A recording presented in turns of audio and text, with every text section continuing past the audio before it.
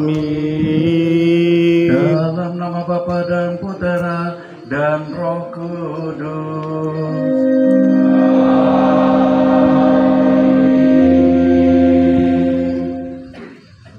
Damai bagimu.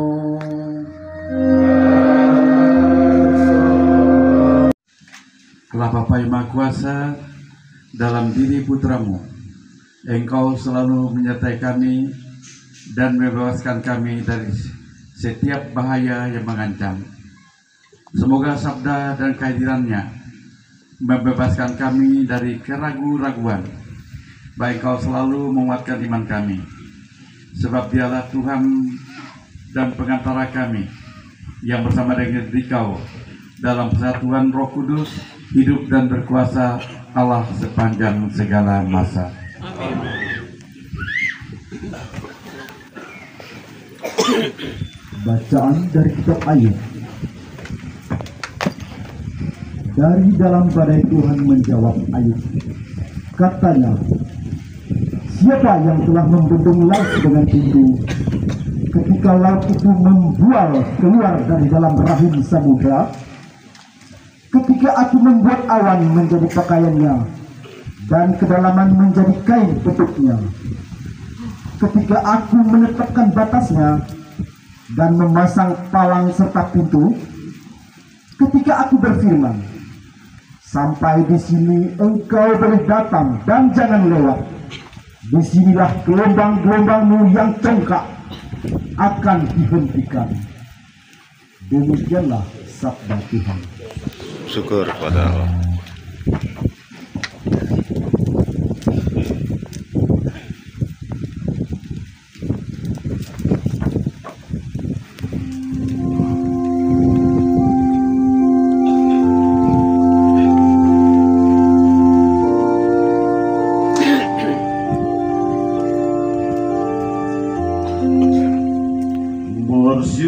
bersyukurlah kepada Tuhan, kekal abadi kasih setianya. Bersyukurlah kepada Tuhan, kekal abadi kasih setianya. Ada orang-orang yang mengarungi laut dengan kapal, yang melakukan perdagangan di lautan luas. Mereka melihat pekerjaan-pekerjaan Tuhan dan karya-karyanya yang ajaib di tempat yang dalam. Bersyukurlah kepada Tuhan, kekal abadi kasih setianya. Ia berfirman, maka dibangkitkannya angin badai yang meninggikan gelombang-gelombang laut. Mereka naik sampai ke langit dan turun ke samudera raya. Jiwa mereka hancur karena celaka. Bersyukurlah kepada Tuhan, kekal abadi kasih setianya. Maka dalam kesesakannya berseru-serulah mereka kepada Tuhan, dan Tuhan mengeluarkan mereka dari kecemasan. Dibuatnyalah badai itu diam, sehingga gelombang-gelombang laut pun tenang. Bersyukurlah kepada Tuhan, kekal abadi kasih setianya.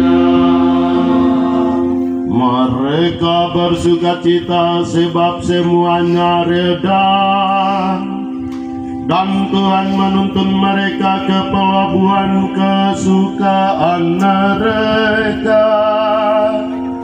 Biarlah mereka bersyukur kepada Tuhan karena kasih setianya,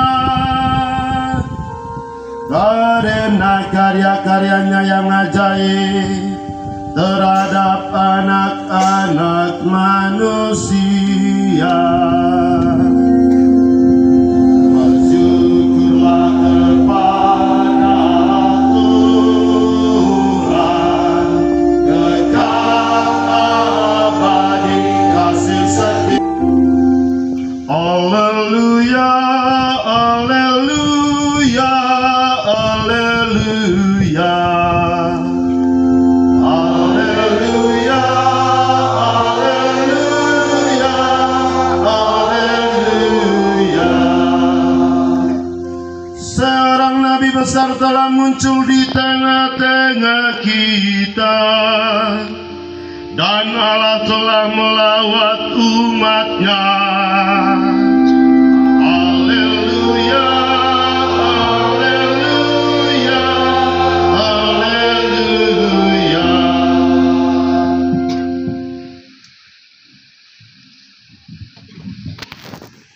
Bersama rohmu, inilah Injil Yesus Kristus menurut Markus. Dimuliakanlah Tuhan.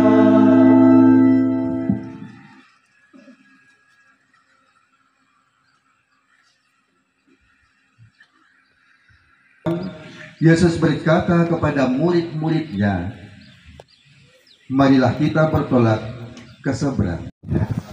Ini kegembiraan bagi gereja apalagi temanya berjalan bersama-sama membangun gereja lokal. Tahun ini KBI merayakan 100 tahun lembaga KBI itu sendiri, dan temanya juga berjalan bersama-sama membangun bangsa dan negara. Tanggal 13 sampai 16 yang lalu kami para uskup berkumpul di Jakarta, dan puncak acaranya adalah tanggal 15 yang lalu dengan peresmian gedung KBI, ada 8 lantai. Dalam pertemuan itu pada hari kedua tanggal 14 kita juga mengadakan dialog dengan pimpinan agama-agama resmi di Indonesia, 5 agama dengan aliran kepercayaan. Hanya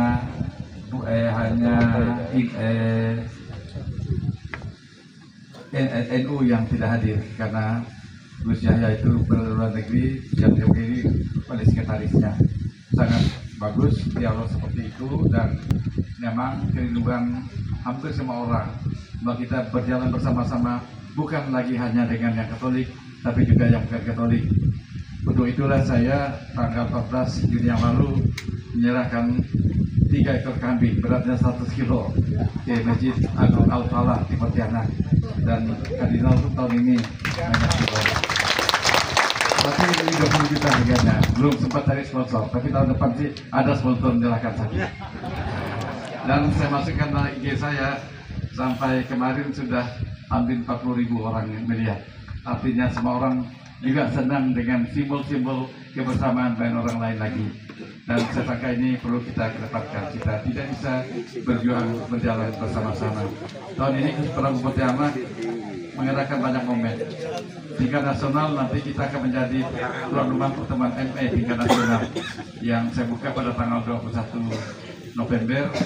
Lalu tingkat keuskupan tanggal 27 nanti bukan Hari Orang Muda Katolik di Jarukop yang sudah terdaftar kurang lebih 1.000 orang yang akan hadir.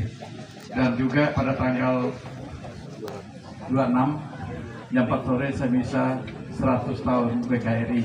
Saya kurang tahu, hampir semua perwakilan juga dari daerah akan hadir di katedral. Kata panitia 500 sampai 600 orang. Hal seperti ini membuat gereja kita menjadi hidup. Dan dalam rangka perayaan 100 tahun KBI nanti akan diselenggarakan oleh Sekretariat Keuskupan Pastor Basis. Saya mengusulkan supaya ada lagi pertemuan DPP Keuskupan Agung Pontianak. Tanggal dan tempatnya akan kita tentukan.